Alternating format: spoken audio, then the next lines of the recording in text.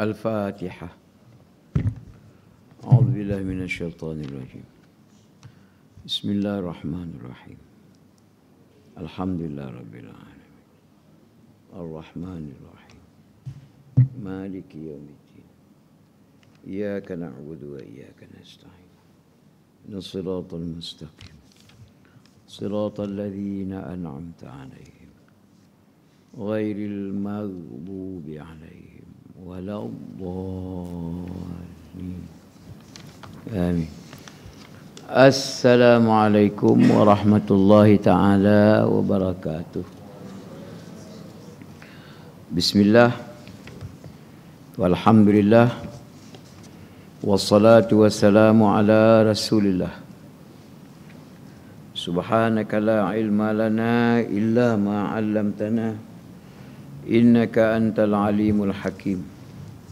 ولا حول ولا قوة إلا بالله العلي العظيم. قال الله تعالى في كتابه الكريم أعوذ بالله من الشيطان الرجيم بسم الله الرحمن الرحيم. إذا الشمس كورت وإذا النجوم انكدرت وإذا الجبال سيرت وإذا العشار عطلت وإذا الوحوش حشرت وإذا البحار سجرت وإذا النفوس زوجت وإذا الموءودة سئلت بأي ذنب قتلت وإذا الصحف نشرت وإذا السماء كشطت وإذا الجحيم سعرت. صدق الله العظيم. Apabila matahari digulung dan apabila bintang-bintang jatuh berderai dan apabila gunung ganang dihancurkan dan apabila unta-unta yang bunting ditinggalkan tidak terurus dan apabila binatang-binatang liar dikumpulkan dan apabila lautan dipanaskan dan apabila roh-roh dipertemukan dengan tubuhnya dan apabila bunyi bayi-bayi perempuan yang dikubur hidup ditanya kerana apa, kerana dosa apa dia dibunuh, dan apabila lembaran-lembaran catatan amal telah dibentangkan dan apabila langit dilenyapkan dan apabila neraka jahim telah dinyalakan apinya. Tuan-tuan imam, pimpinan surau, ibu-ibu, bapa-bapa, muslimin muslimat, hadirin hadirat, hafizakumullah. Alhamdulillah pertama-tamanya dan memang pun selama-lamanya tetap juga kita akan terus menyatakan rasa syukur kita, rasa terima kasih kita yang tak terhingga kepada Allah Ta'ala, Tuhan kita semua. Paling tidak Allah Ta'ala masih lagi mengurniakan kehidupan dunia kepada kita sehingga bukan sekadar kita berpeluang untuk menikmati dunia yang sempurna, dunia yang sejahtera ini, bahkan inilah peluang yang terbaik untuk kita berusaha bekerja keras menunaikan tanggungjawab sebagai manusia yang tak ada Tuhan melainkan Allah Ta'ala saja. Apatah lagi kita ini manusia hamba kepada Allah Ta'ala. Selalu kita ulang, paling tidak yang disuruh kita mesti melaksanakannya, yang dilarang kita mesti meninggalkannya. Alhamdulillah pertemuan kita Sabtu kuliah maghrib, Sabtu malam Ahad, minggu yang kedua, kitab Imam Qurtubi rahimahullah, Rahsia Kematian. Qala al-musannif rahimahullah wa nafa'ana bihi wa iyyakum amin. Peringatan keras daripada Nabi sallallahu alaihi wasallam mengenai dahsyatnya kiamat dan fadilat membaca surah Takwir, surah Infitar dan Insyiqaq. Di antara kehidupan sebagai manusia, mau tak mau terimalah hakikat Allah Ta'ala menjadikan kita hidup, satu nama dia dunia, satu nama dia akhirat. Sama ada manusia itu menerima ataupun menolak, percaya ataupun tidak, tetap kita akan bertemu dengan dunia. Lepas dunia tetap akan bertemu dengan akhirat. Maka di antara permulaan akhirat selalu disebut kiamat. Kita nak ulang balik, kiamat ini ialah satu tempoh kita hidup di satu alam yang lain, bukan seperti dunia. Kalau hidup di dunia, kita mempunyai peluang yang luas dan terbuka. Kita boleh memilih apa yang kita nak. Kita boleh menolak apa yang kita tak nak. Tapi di akhirat, tidak ada ruang sedikit pun, tidak ada peluang sedikit pun. Semuanya tetap dan pasti ditentukan oleh Allah Ta'ala. Sebab itu peluang kita hidup atas dunia ni, maka kita kena carilah apakah yang sepatutnya kita buat, kita kena buat. Apa yang sepatutnya kita tak boleh buat, kita jangan buat. Semua benda tu kita tak akan dapat, melainkan hanya ada pada agama. Hanya ada pada Allah Ta'ala yang Maha Esa. Dialah sahaja Tuhan, yang lain daripada itu bukan Tuhan. Memerlukan, selalu kita sebut, suatu kepercayaan dan suatu keyakinan. Beruntung tak beruntungnya kita bila bertuhankan Allah Ta'ala. Allah Ta'ala yang kita percaya, yang kita yakin, dia telah pun memecahkan rahsia bagaimana keadaan-keadaan pada hari kiamat. Di antaranya inilah yang saya baca mukadimah tadi. Keadaan kiamat itu, permulaannya tu dahsyat. Ialah disebut di sini, dia kata matahari digulung, bintang-bintang jatuh berderai. Ya? Tak dapat kita nak gambarkan macam mana. Kita biasa gulung-gulung ni, kuih gulung. Kita biasalah, Ustaz, kuih gulung sedap, manis, kelapa. Tikar kita gulung, kapet kita gulung, macam tu je lah. Kita tak berasa apa. Tapi ketika mana kita membaca firman-firman Allah Ta'ala, kenyataan rasmi Allah Ta'ala, matahari digulung. Hampir-hampir tak percaya kita.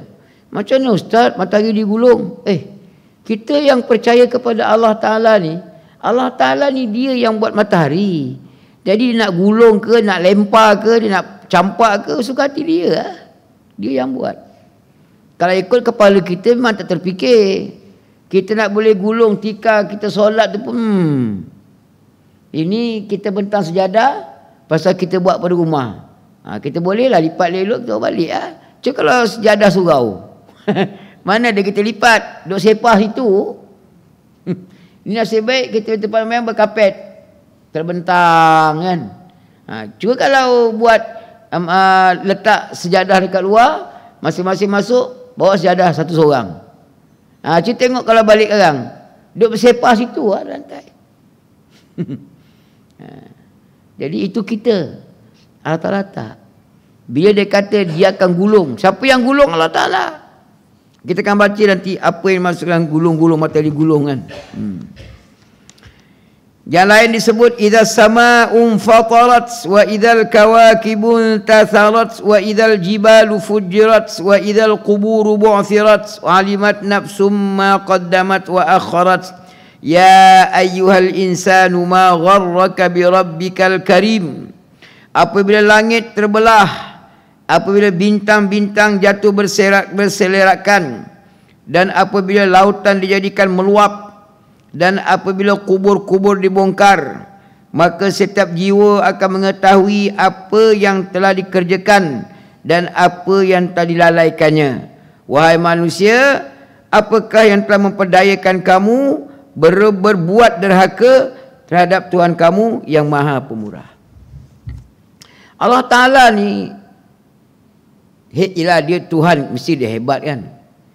Hebatnya Allah Ta'ala ni, ketika mana dia memecahkan rahsia bagaimana keadaan kiamat yang amat dahsyat itu, sambil-sambil tu dia memberikan kita suatu jalan.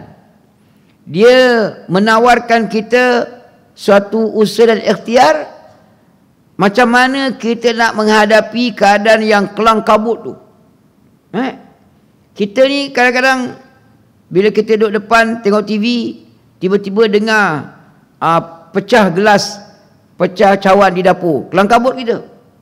Yelah, kita punya cawan gelas tu bukan beli kat coket, beli importnya, luar negara, cap Itali, cap Jerman. Bukan sebiji cawan tu RM1.5, RM25 paling murah, termasuk harga pos. Jatuh pecah dia, woi jahanam lah aku punya cawan. Ini yang pecah ni bukannya cawan, ya. Langit akan terbelah, bintang-bintang akan pecah ganap. Memang dahsyat lah, dahsyat. Saya ada pengalaman nak share lah. Masa zaman-zaman saya buat rusa dulu, pernah berlaku tengah-tengah buat rusa, nak pergi kuliah tengah hari, tiba-tiba cermin tu pecah tu dekat Kuala Kambing. Orang berderai. Allah, macam nak gugur jantung rasa. Tapi tak apalah, lepas tu sapu-sapu muka, bawa jugalah lah. Tak ada rasa apa-apa Tapi ketika mana berlakunya kiamat, satu demi satu hancur, musnah, berderai, laut pun panah menggelegak semua sekali. Macam mana kita nak menghadapi tu? Kalau kita tak ada kepercayaan, tidak ada keyakinan kepada Allah Ta'ala. Sebab itu kita manusia ni mesti kita bina kepercayaan yang betul dan tepat, sehingga meyakinkan kita. Pasal Allah Ta'ala, Dia yang memiliki segala-galanya.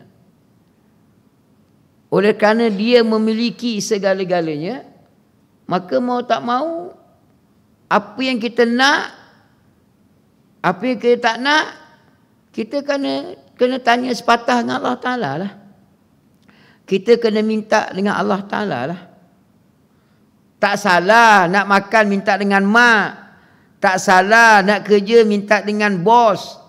Tak salah beli kereta, tak salah. Yang salahnya kita langsung melupakan Allah Ta'ala.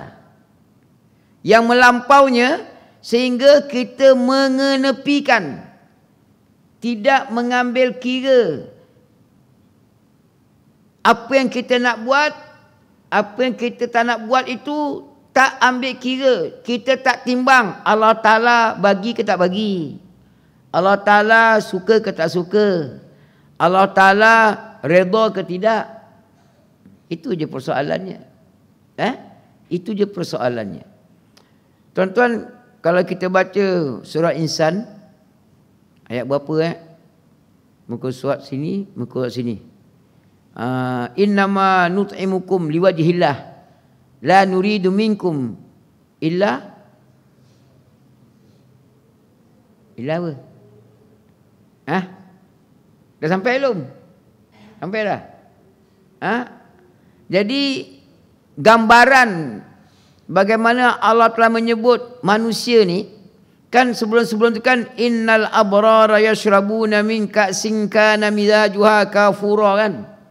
Di mana Allah Ta'ala dalam surah tu menggambarkan bagaimana keadaan manusia. Pasal hari ini kita sebagai manusia, pemikiran yang rosak, pemikiran yang melampau, menganggap seolah manusia ni sama je semua. Tak.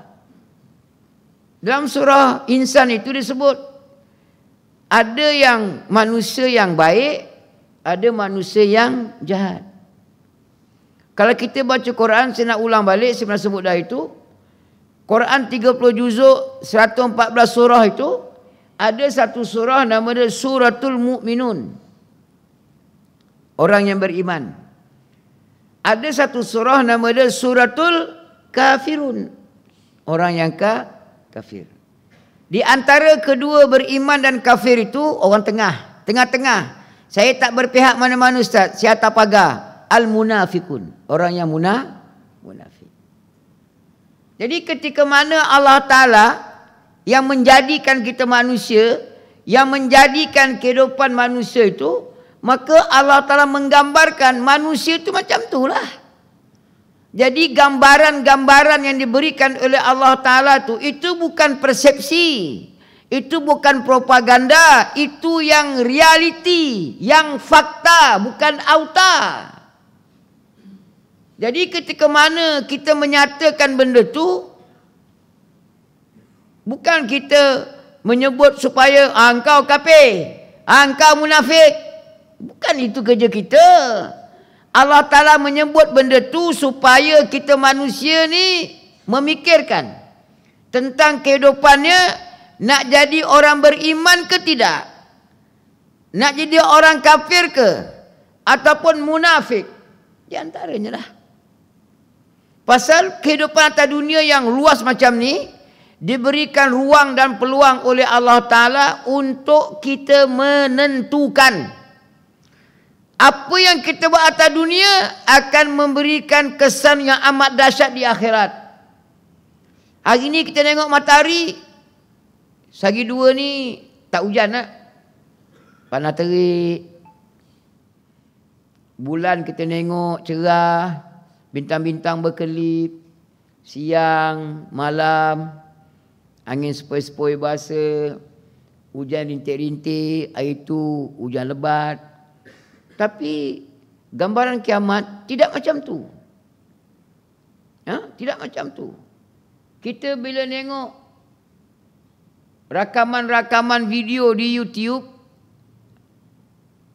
gambar-gambar video diambil ketika tsunami, ketika gempa bumi, menakutkan dan mengerikan.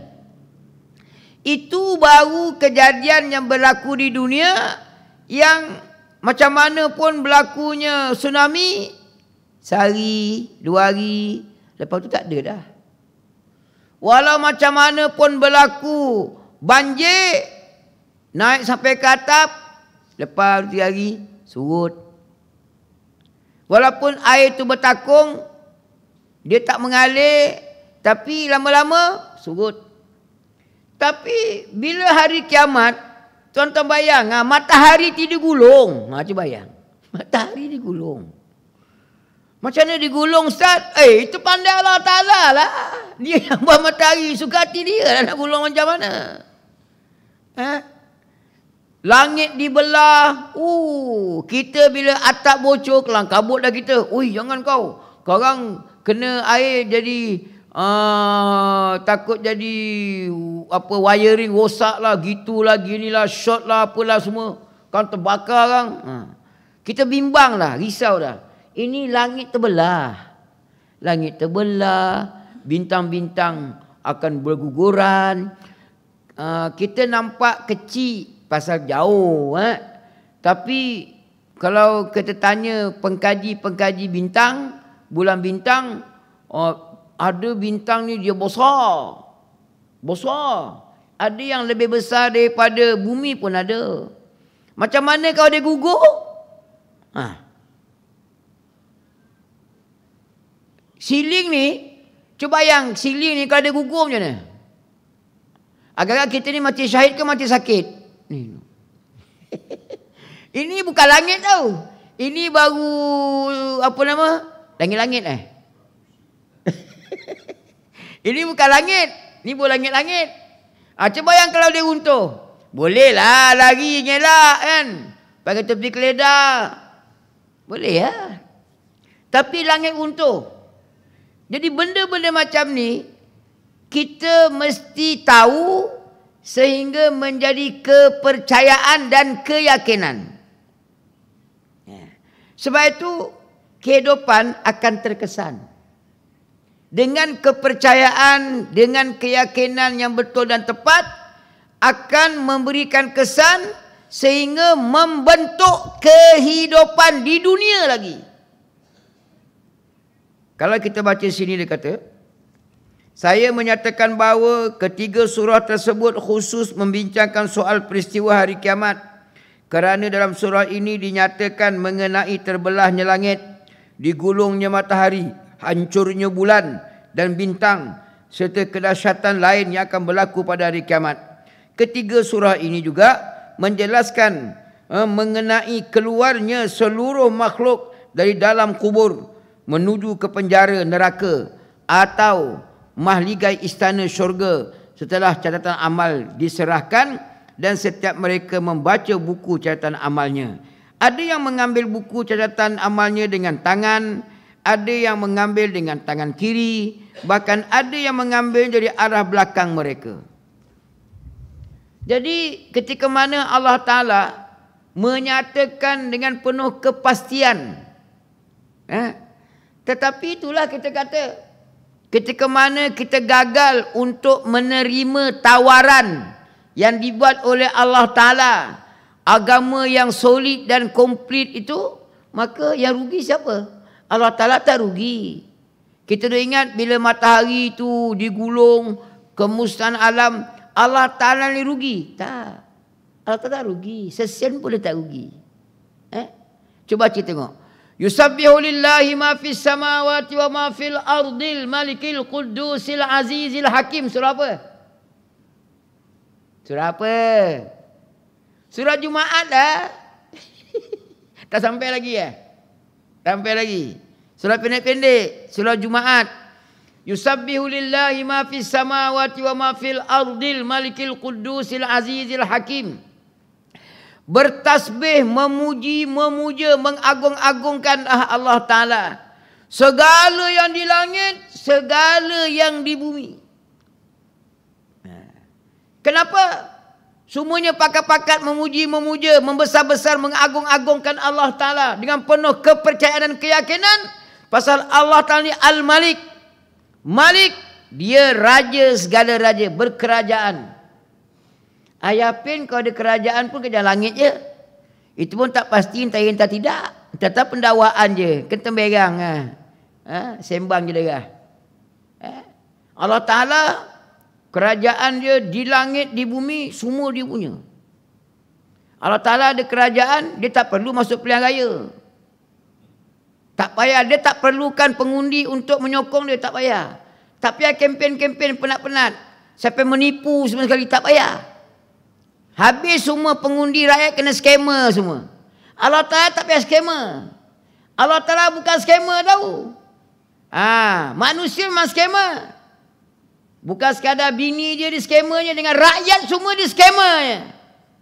Hari ni kan orang marah dengan skamer talian. Ini telah pakai sekarang skamer talian. Kita skamer talian bera kita marah. Kerajaan jadi skamer tak marah pun. Kerajaan mana Ustaz? Kerajaan entah berantah. Kena cover. Saya diberitahu macam tu. Saya dikabarkan, saya diberitahu ada kerajaan skamer. Dah lah sebelum menang dia skamernya pengundi. Dah menang pun dia skamernya rakyat dia. Sebanyak-banyak telur dalam negara, pergi cari telur sampai ke India. Ustaz, apa kena-mengena pula? Ustaz, cerita telur ke sini. Ada kena-mengena? Apa tak ada kena-mengena pula? Nak ceritanya bagaimana Allah Ta'ala ni, hebat tak hebat dia, orang puji-puja langit bumi. Kita ni, manusia, kita berjaya menipu rakyat ke misalnya, berapa hari je orang puji kita, bagus. Berapa hari je, bila pecah je tembelang tu, mampuslah kau. Rupanya nipu rupanya. Disumpah seranah 40 hari 40 malam. Allah Ta'ala ni dia berkerajaan. Daripada dulu sebelum kita ada, dia ada kerajaan dah Allah Ta'ala ni. Berapa ramai dah orang yang ada kerajaan atas dunia ni. Fir'aun mati lemas, tak boleh lawan Allah Ta'ala. Bukhtanasar mati juga. Berapa ramai kerajaan-kerajaan yang hebat dulu kala, semuanya mati. Allah Ta'ala dia berkerajaan tak mati-mati. Hayyun la yamut. Allahu la ilaha illa huwal hayyul qayyum. Itu kepercayaan kita. Itu keyakinan kita. Siapa-siapa tak boleh usik kepercayaan dan keyakinan itu. Baik tu kita puji-puja Allah Ta'ala. Walaupun orang menyindir kepada kita yang beriman kepada Allah, dengar cakap Allah, taat kepada Allah. Memang orang kutuk macam-macam kan. Ekstrim, chauvinis, resis, tidak menjaga hak asasi manusia. Ada setengah orang, ada satu NGO tu, dia mengucapkan tahniah ketika mana program budak sekolah tak baca selawat dah. Tak baca selawat dah. Dia ucap tahniah bila pelajar-pelajar orang Islam terutamanya tak berselawat.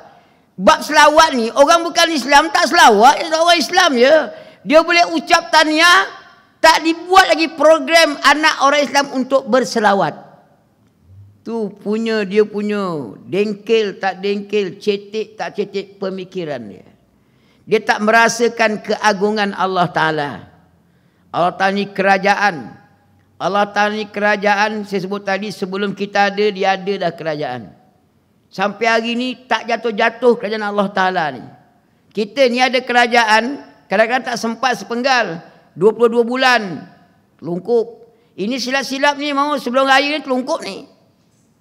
Kerajaan mana Ustaz? Entah berantah. Saya dimaklumkan macam tu. Saya diberitahu macam tu. Allah Ta'ala kerajaan dia steady.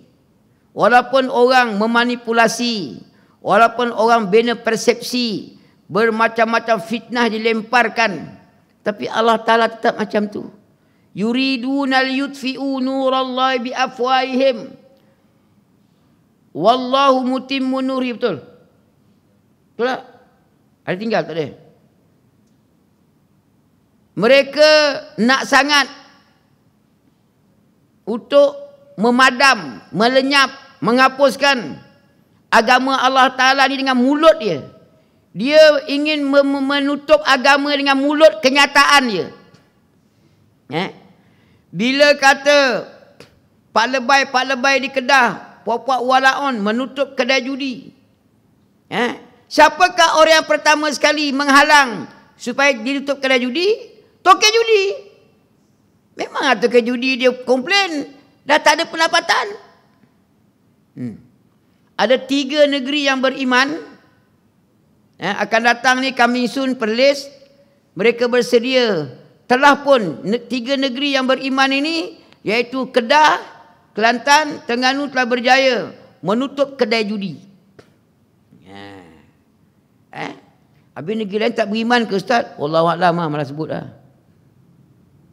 Kalau betul-betul beriman, Allah Ta'ala kata apa?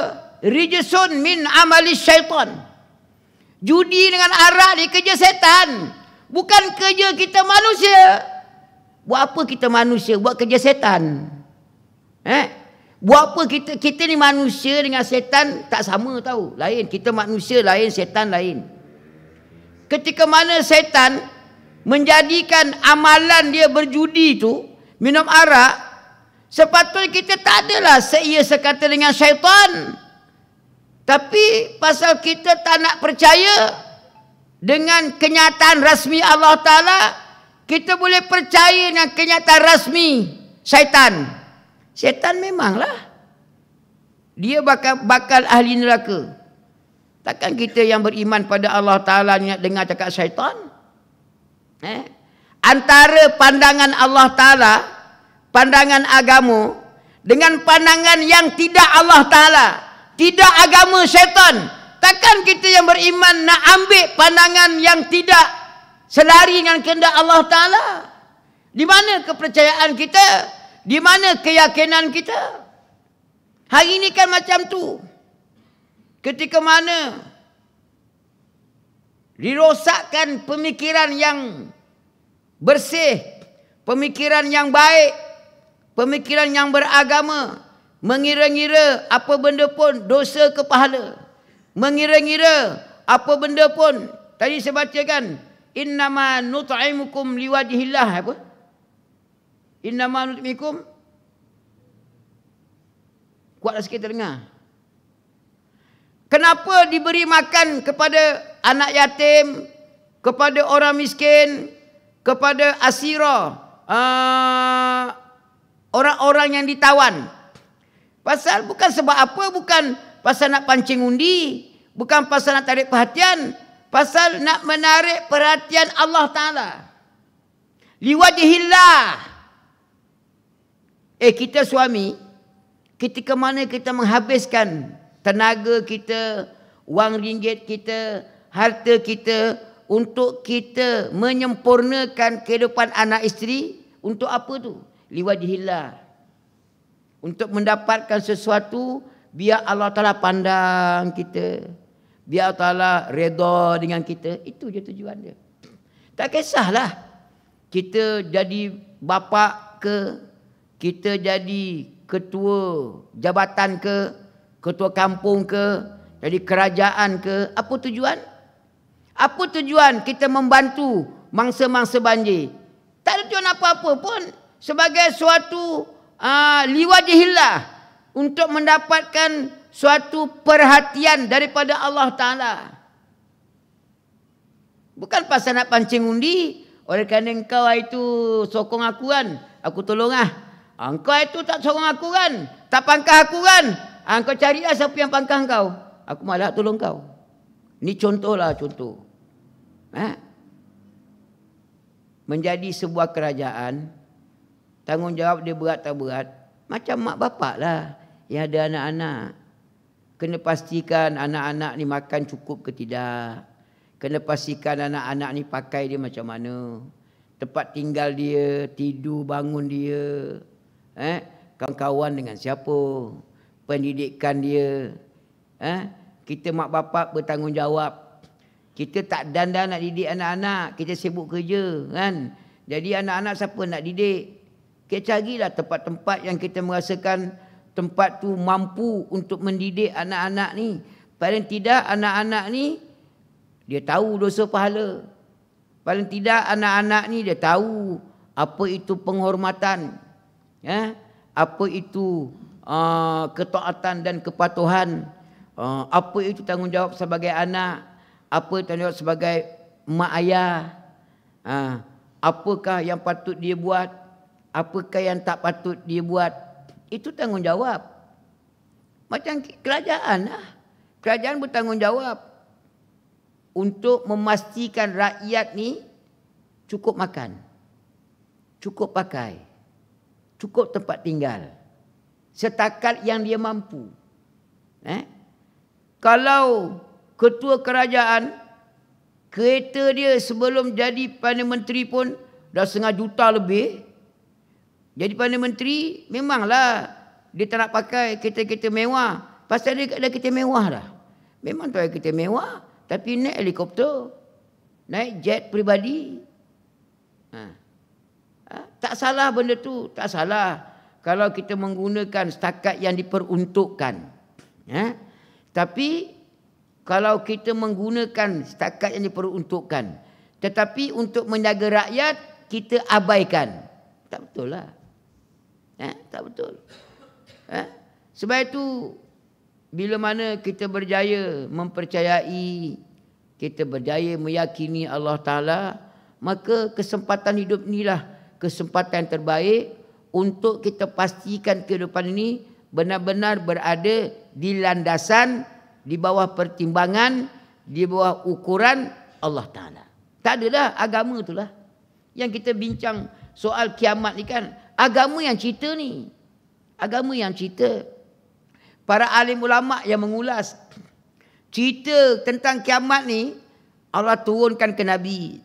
Nabi turun pada sahabat. Sahabat turun-temurun sampai kepada alim ulama. Di antaranya ialah Imam Qurtubi rahimahullah. Dia sebut sini.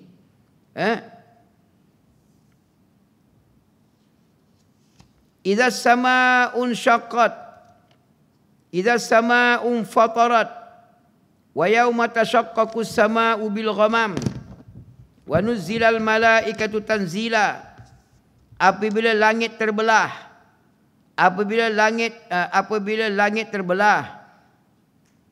Yang ayat infitar idza sama'u fatarat sama juga terbelah juga. Dan ingatlah pada hari ketika langit pecah, mengeluarkan kabut putih, dan para malaikat diturunkan secara berpasukan. Anda akan melihat langit pecah terbelah sebagaimana difirmankan oleh Allah Ta'ala, wa futihatis sama'u fakanat abwaba. Dan pada masa itu langit pun dibuka, maka terdapatlah beberapa pintu. Kabut putih akan menutup antara langit dan bumi. Ada yang menafsirkan bahawa huruf ba dalam perkataan bil ghamam maknanya adalah an daripada, bukan dengan. Maksudnya pecah terbelah daripada awan putih. Terdapat juga ahli tafsir yang mengatakan bahawa pecah terbelah itu maksudnya menjadi tumpah kerana udara panas neraka Jahanam ketika air tidak diperolehi dan api menyala-nyala di mana-mana. Awal kejadiannya adalah ketika langit berwarna merah amat bersih seperti minyak, maka pecah terbelah dan seluruh alam musnah. Ada yang menafsirkan bahawa langit berwarna kuning, kemudian menjadi merah dan bertambah merah, kemudian berwarna kuning lagi seperti warna buah labu. Kemudian langit menjadi condong ke arah 1/4 bumi sehingga ke titik sifar. Apabila hawa panas bertambah dahsyat, maka warna merah bertambah merah, kemudian menjadi debu. Demikian kata Al-Quran. Iza syamsu kuwirat, apabila matahari digulung. Saya sebut tadi dah, Jepun, dia punya baik dengan rakyat di Jepun. Sekarang ni Jepun, di antara projek-projek mega untuk kebaikan rakyat dia, apa dia? Dia tengah menyiapkan satu projek mega membina tembok setinggi 14 meter untuk mengatasi masalah tsunami. Kerajaan dia. Projek mega sekarang ni, dia membina tembok. Di mana-mana yang kawasan ikut kaji cuaca, kawasan tsunami yang akan tinggi, maka dia tengah bina tembok setinggi 14 meter. 14 meter berapa kaki ya? Ada 45 kaki. Kali 3 lah Ustaz. 14 kali 3. 14 kali 3 dah 42. Lepas tu 3 inci lebih tu dah berapa? Lebih kurang 45 lah. Cuba bayang tembok 45 ini berapa tinggi ni? 20. Mana arkitek? Arkitek ni monteng manjang Orang nak tanya dia berapa tinggi ni Ada 20. Ada kot 20 ni.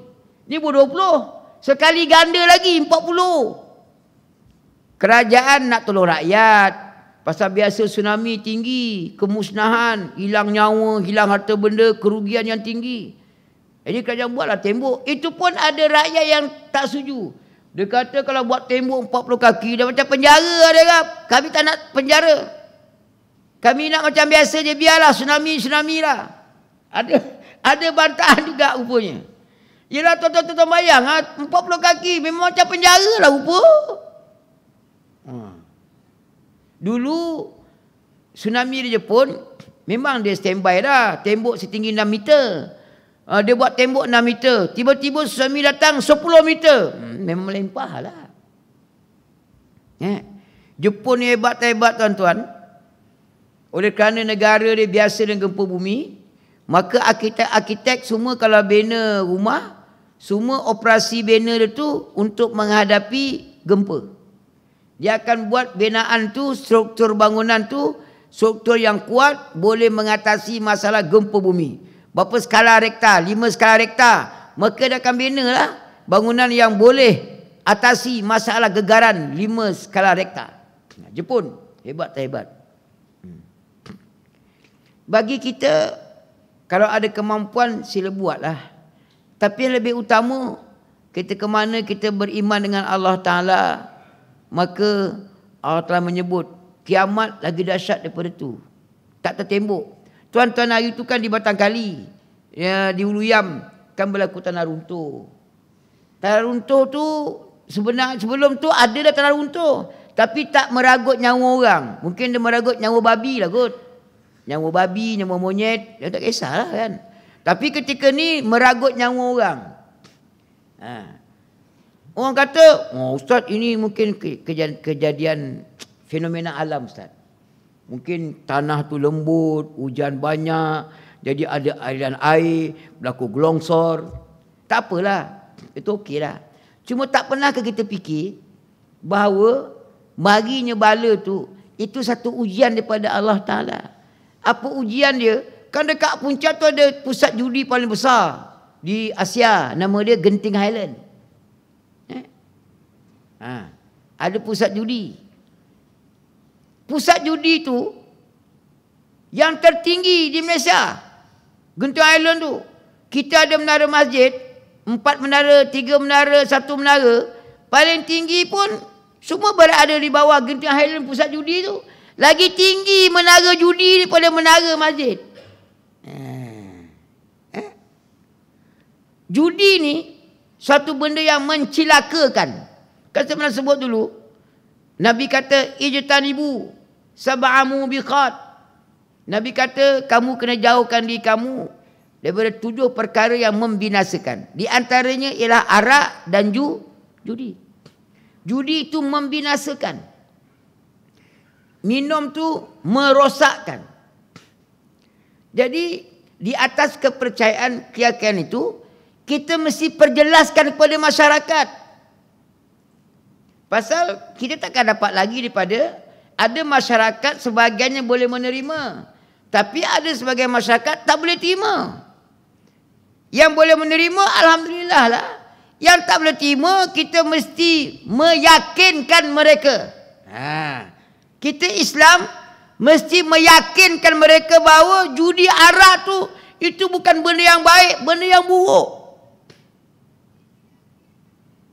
Tapi kalau kita orang Islam sendiri yang tidak bersedia untuk menawarkan tawaran agama kepada mereka, siapa yang salah? Kita lah.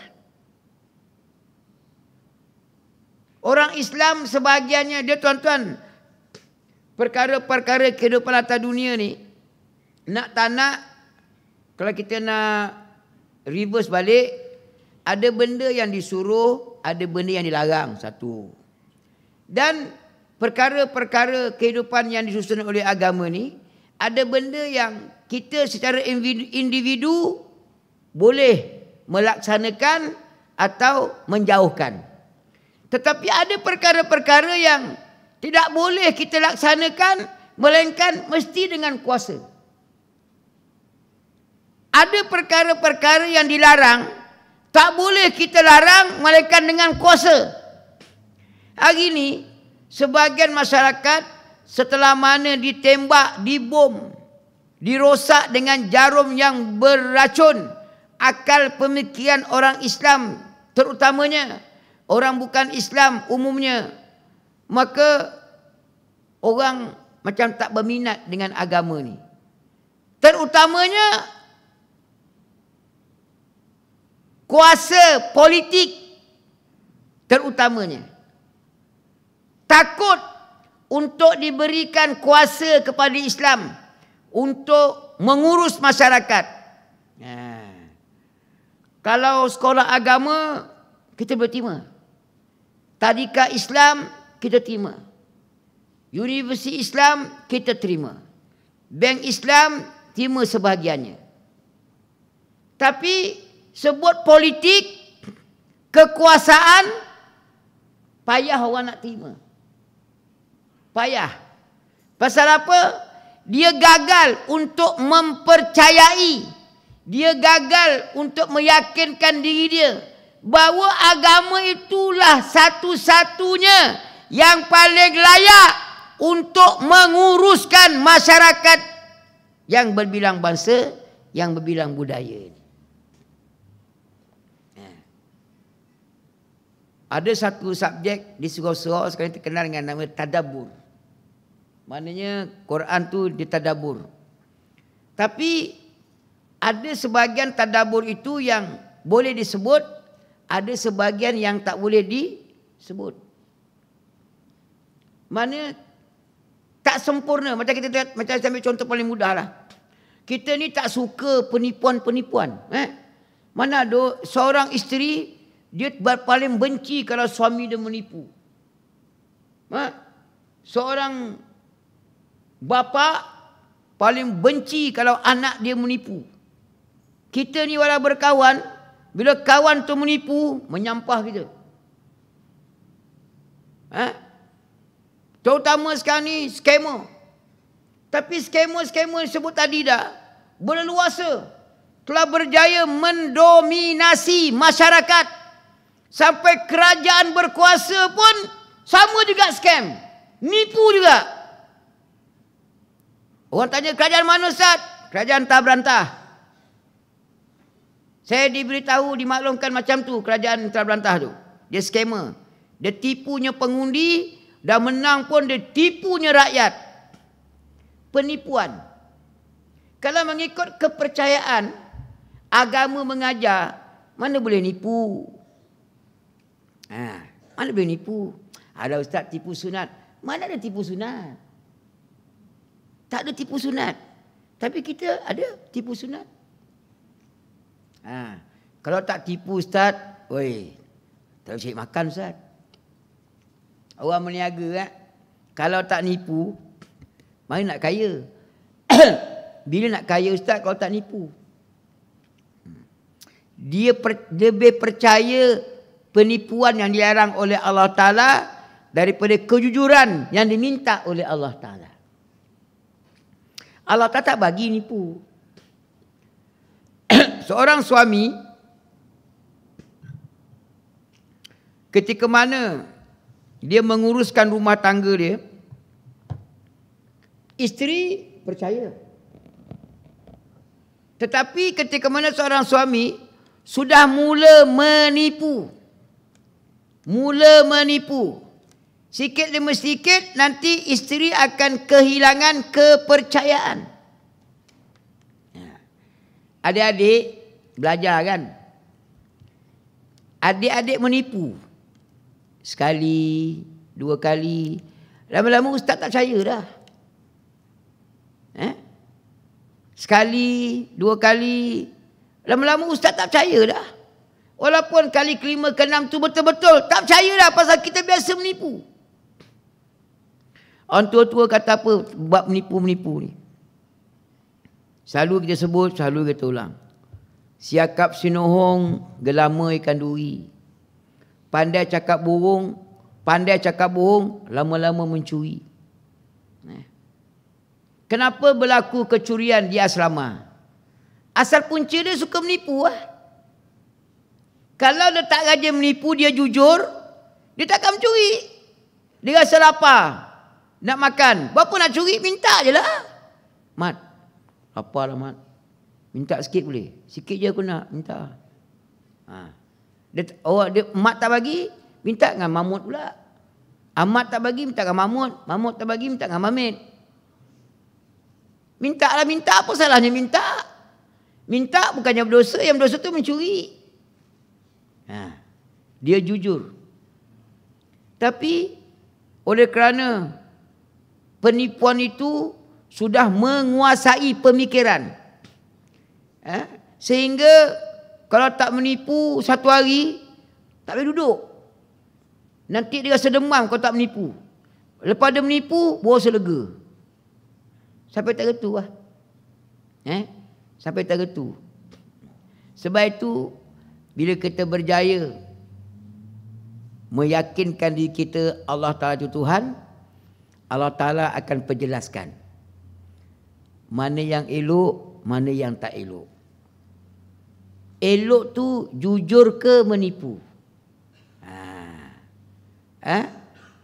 Kan orang tua dulu kata apa? Dia nak minang dara, tak dapat. Jadi kalau tak dapat, dia pujuk juga. Dia pujuk juga. Ku pujuk-pujuk, ku bawa lari. Kadang-kadang pujuk pun tak ikut, tak makan juga. Last sekali dia santau. Dia sihir. Aku tak dapat, orang lain pun sama tak dapat. Kejahatan jadi teruk. Lagi teruk. Bila penipuan tu kemuncak, ada lagi satu pantun keluar. Siakap sinohong, gelama ikan duri. Sampai pandai cakap bohong, lama-lama jadi menteri. Kemuncak dia. Kemuncak dia.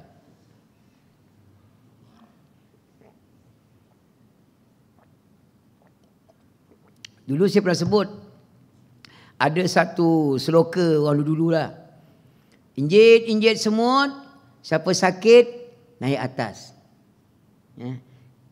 Orang sekarang tak ada dah. Dulu zaman saya kecil-kecil ada tu main injit semut.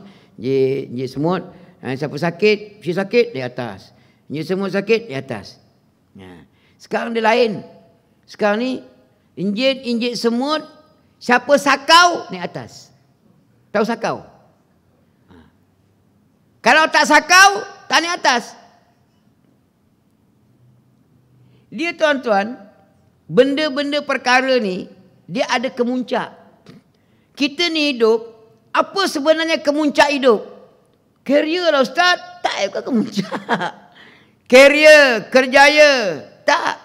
Kemuncak hidup, mati. Itu kemuncak hidup. Itu kena ingat tu. Kemuncak hebatnya alam, cantik, nikmat. Apa kemuncak dia? Kiamat. Kiamat tu kemuncak. Agama ajar macam tu. Tapi kehidupan yang tidak beragama, kalau ahli politiknya apa kemuncak dia? Kemuncak dia ialah menteri, timbalan menteri, berkerajaan, menguasai. Orang berniaga, kaya, mewah, kaya raya. Daripada enterprise, Sendiang Berhad. Daripada korporat, Kolomengrat. Last sekali kemuncak dia, Keparat. Itu last sekali. Kita diajar, kemuncak kita hidup atas dunia, apa kemuncak dia? Kiamat. Saya sebut dah itu. Kematian kita ni, itu kiamat kecil tu. Itu bukan kiamat kecil baru. Kiamat kecil. Kenapa dikatakan kiamat kecil?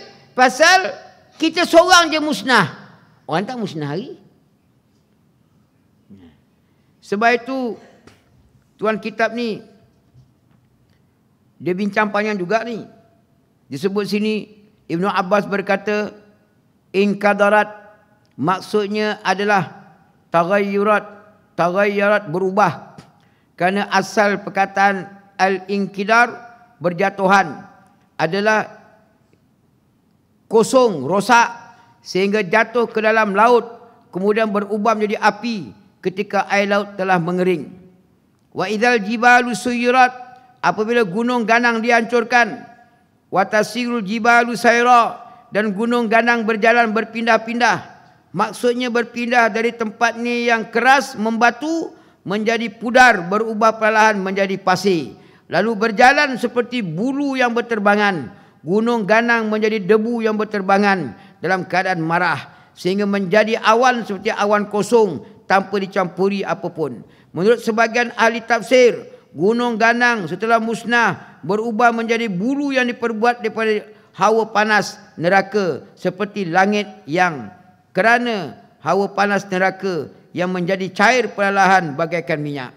Al-Hulaimi berkata, Allah Ta'ala lebih mengetahuinya kerana ada air di bumi yang sebelum ditakung di atas langit dan bumi. Oleh yang demikian, apabila penyumbatnya tadi cabut, ditambah dengan panasnya hawa Jahannam, membawa akibat daripada langit dan bumi, sehingga berlaku perkara seperti dinyatakan, wa idzal isyaru utilat, dan apabila unta-unta yang bunting ditinggalkan. Maksudnya ditinggalkan oleh pemiliknya dan mereka tidak disibukkan untuk memerah susunya. Dah kiamat. Nak sibuk apa lagi bukan? Sikit lagi. Al-Ashura, maknanya unta yang sedang hamil. Seekor unta yang hamil namanya adalah Asy'ara, tetapi yang lebih masyhur Asyarah, dan tepat dipanggil seperti itu sehingga ia melahirkan anaknya. Akan tetapi dalam mengatakannya sentiasa dengan perkataan al-Ashura, al-Ishar, kerana bagi orang Arab perkataan ini lebih mulia. Dalam ayat ini diterangkan bahawa mereka akan membiarkannya pada hari kiamat. Tuan-tuan, unta ni binatang paling mahal lah. Tetapi bila kiamat, orang tak heran lah. Orang tak peduli dah. Dan orang tak ada nak fikir. Kalau kita tengok kejadian-kejadian yang dirakam, banjir besar ke apa ke, orang tak peduli dah. Bila air naik, sampai naik, saya masa berlaku banjir ke rumah saya tu, bukan dalam sangat pun, sekat lutut je. Tak ingat apa dah. Nak selamatkan diri je. Padahal kan tenggelam pun sekat lutut je. Tapi kepala air tu derah kan. Datang kepala air, tak ingat apa dah. Tengok je lah. Nak buat apa? Nak buat apa? Banyak sijil-sijil yang hanyut. Tak ada apa dah, habis. Surat beranak pun ada yang hanyut. Habis. Tak ada apa. Tengok apa dah. Kalau buku bank hanyut pun, tak apalah. Pasal bukan ada duit dalam bank pun. Tak fikir apa dah. Cuba yang tuan-tuan. Kiamat. Bukan jenis banjir air naik sekat lutut. Kiamat. Air laut pun jadi panas. Menggelegak. Setakat binatang ternakan. Unta yang mahal. Tak fikir apa dah. Unta ni tuan-tuan, pertama dia mahal. Nak melahirkan unta ni, Allah, bukan senang. Kita dah tengok orang penternak-penternak bela binatang kan. Oleh kerana seekor lembu boleh beranak berapa ekor je sekali beranak. Lembu berapa ekor sekali beranak? 10 ekor. Seekor situ lah. Berapa lama dia mengandung nak boleh beranak? Jadi orang boleh lembu, nak bagi dia beranak pinak, maka bukan sekadar perkahwinan dia bertenggek tu pun dirancang. Dirancang tenggek dia tu. Supaya benar-benar dia berdaya menghasilkan. Betul-betul air mani jantan masuk air mani betina, bertemu jadi zuriat. Perkara tu. Dirancang perkahwinan dia, dirancang persetubuhan dia, dirancang mengandung tu biar sukses. Sehingga dia nak beranak tu pun ada doktor yang tolong sambut baby tu biar betul-betul dia keluar cukup sifat, dia bertenaga, dia hidup, jangan mati. Punya berharga. Padahal kita lah punya berharga telur ayam tu cari sampai ke India. Tapi bila kiamat orang tak peduli lah. Langit dah runtuh, air dah menggelegak, gunung-gunung dah runtuh, bumi terbelah. Tak ingat apa dah. Tak peduli dah. Maksud semua ini adalah mereka setelah bangkit dari kubur saling berpandangan. Ketika itu mereka melihat binatang buas dan haiwan ternakan mereka sedang berkumpul. Di antara kumpulan binatang itu terdapat unta mereka yang sedang hamil, yang sebelum ini merupakan aset kekayaan mereka, tetapi mereka sama sekali tak mempedulikannya. Ada kemungkinan mereka meninggalkan unta mereka yang sedang bunting kerana Allah menarik hak milik manusia terhadap apa yang pernah mereka miliki dunia. Atas dunia, aku punya. Atas dunia. Tapi bila kiamat, tak ada kepunyaan siapa-siapa dah. Allah Ta'ala dah tarik kepunyaan kita tu. Allah Ta'ala memiliki kembali semuanya milik dia. Hari ni kita act, aku punya. Tuan-tuan, cek tengok tanah runtuh yang sikit tu, siapa punya tu? Saya duduk Ulu Kalung, kebetulan nak nikahkan orang. Dia tinggal di Bangi, tapi nak nikah kat Uluyam. Saya kat Uluyam ada homestay yang canggih. Nama dia Holy Stay ke apa nama? Saya masuk pertama kali, saya baru tahu. Dia daripada Bangi tahu tempat tu, saya tak tahu. Saya pergi tempat tu, cantik. Bangunan dia tu ala Mexico, ala Mexican ni style. Saya kata, tanah siapa punya? Tanah ni Datuk punya. Berapa ekar? 200 ekar. Patutlah Cina-Cina mesin excavator ni dia cerita dengan saya. Dia kata, abang, itu Ulu Kalung dalam itu Datuk banyak kaya . Dia tak masuk pakai 4-wheel. Dia masuk pakai helikopter. Sudah ada sungai sudah ada air terjun. Dia tak mau. Dia mau bikin air terjun dia sendiri. La ilaha illallah, kaya tak kaya. Tapi bila kiamat, bukan milik kita dah. Belum kiamat, kiamat kecil mati. Saya hari Jumaat baru ni, saya punya sepupu meninggal. Dia umur 60-an lah. Ada tanah, ada rumah, ada anak, ada isteri. Bila dia mati, tinggal. Kita ni kan yang berebut, nak tanah lah, nak pangkat lah, nak harta dah. Bila mati, tinggal semua. Tak ada dah. Kalau kiamat, lagi dah lah. Kita mati, kiamat kecil tu pun tinggal. Tanah tinggal, nanti jadi harta pusaka, harta tinggal, bini tinggal. Kalau kebetulan bini tu muda lawa lagi, dah laku cepat. Tapi bila kiamat, orang tak heran lah. Janda muda ke, duda muda ke, tak ada lah. Semuanya akan dimiliki sepenuhnya oleh Allah Ta'ala. Yalah, atas dunia ni, Allah Ta'ala benarkan kita. Okey, saya 1 hektar untuk engkau, 2 hektar untuk engkau, 400 hektar untuk engkau. Boleh lah. Tapi bila kiamat, tak ada dah. Allah Ta'ala akan ambil semua sekali. Bukan milik engkau orang dah. Milik aku. Milik aku. Suka hati aku nak buat macam mana? Nak gulung ke? Nak bagi hancur ke? Nak berderai ke? Suka aku. Aku punya.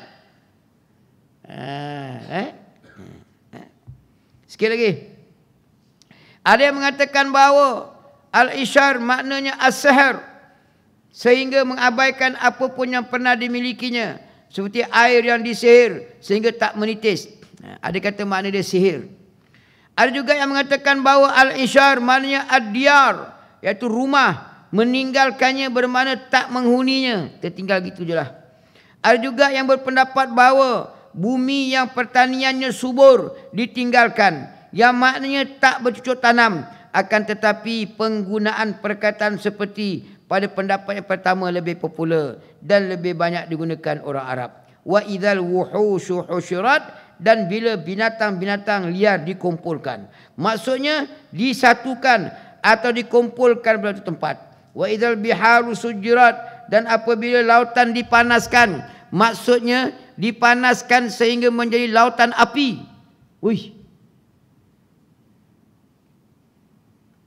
Kalau kita pernah berada di zaman Tun Razak dulu, bila kenduri kan kita guna kawah, guna kayu api. Nanti bila masak-masak, oleh kerana api itu panas, nanti dia pakai sudip yang panjang. Pasal panas. Sekarang ni, bukannya kawah tu panas. Kawah besar mana? Ini laut. Laut. Kalau laut yang luar tu boleh panas, menggelegak, apa nama ni? Dam ni. Apa dia kata dam? Empangan batu ni. Allah. Menggelegak. Maksudnya dipanaskan sehingga menjadi lautan api. Tafsir ini adalah pendapat Ad-Dhahhak daripada Ibnu Abbas. Qatadah berkata air laut lenyap sehingga kering oleh kerana panas. Yalah, kita kalau masak air, saya biasa dulu duduk asrama. Ada nama dia water heater tu kan. Nak cepat pakai pasang. Kita sebelum mandi, masa belah air, kita nak cepat, kita panah air. Lepas kita mandi, dah lama, tengok kering, terbakar. Laut yang panas membara tu, lama-lama, panas kering. Ni, kering. Air laut lenyap sehingga kering, panas.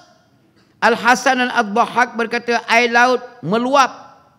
Ibnu Abu Zama, sekali lagi. Ibnu Zamanaini berkata, air laut dipanaskan maksudnya adalah air laut pada mulanya melempah, kemudian saling berlanggar sehingga tak ada yang tinggal dalam lautan. Itulah maksud kata Al-Hasan. Ada yang berkata disebabkan matahari rosak, maka jatuh ke dalam laut. Tetapi ada bahagian yang masih utuh dan bahagian yang masih utuh berubah menjadi api. Macam-macam lah. Tapi nak sebutnya keadaan kiamat macam tu lah. Jadi apa persediaan kita? Maka Allah Ta'ala memberikan saranan. Oleh kerana dahsyatnya kiamat ini, maka standby lah. Tak ada dah modal yang boleh kita gunakan untuk jadi perisai nak menghadapi kedahsyatannya kiamat itu. Maka tengoklah apa-apa yang disuruh oleh Allah Ta'ala, kita buatlah. Apa-apa yang dilarang oleh Allah Ta'ala, janganlah buat. Janganlah kerana kesenangan yang seketika hari ini, kita nak sangat pasal senang, tapi sementara, sehingga kita melupakan kesenangan, kesakitan yang kekal abadi di akhirat. Wallahu a'lam. Sekadar itulah yang baik pada Allah Ta'ala, tak baik pada saya. Mohon ampun dan maaf. Aku qouli hadza wa astaghfirullahalazim li wa lakum wa lisa'il muslimina wal muslimat wal mu'minina wal mu'minat fastaghfiruh innahu huwal ghafurur rahim. Subhanallah bihamdik asyhadu an